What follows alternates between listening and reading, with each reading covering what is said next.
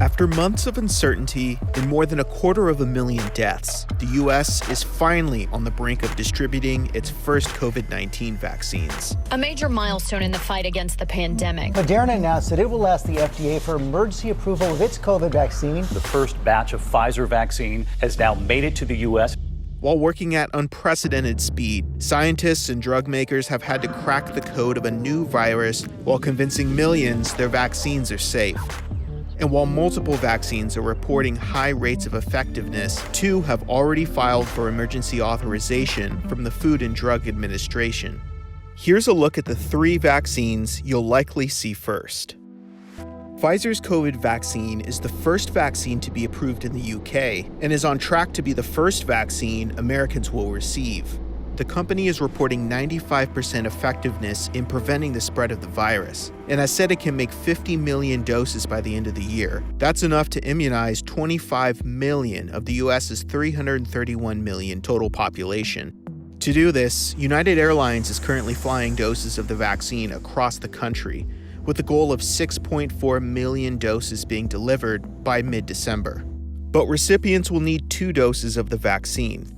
And to be stored and transported safely, the vaccine needs to be kept at -100 degrees Fahrenheit. To do this, special equipment is required, which creates distribution challenges in the weeks ahead.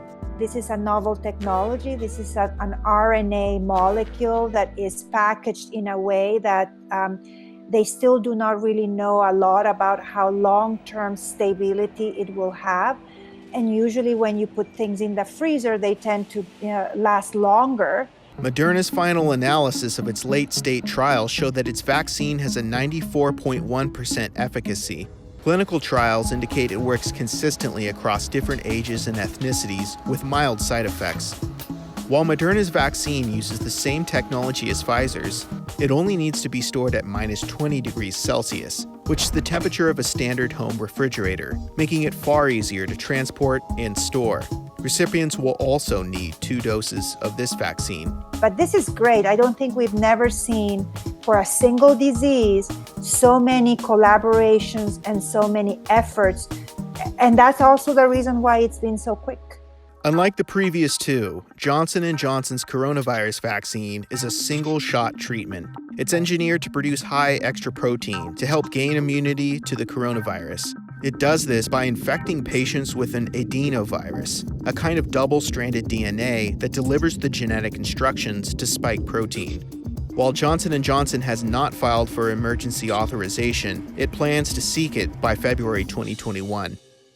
To grant these vaccines emergency approval, the FDA is analyzing any potential risks in each treatment, like the possibility of false test results. Once they are approved, distribution will be immediately ordered. Until then, these drug makers are ramping up production in preparation of approval, hoping that they'll be able to slow a virus that's impacted every American across the country. I'm a firm believer that when we get these vaccines approved, we should use them, because that's going to be probably amongst the tools that are going to reduce and prevent not only disease, but the virus, infectivity.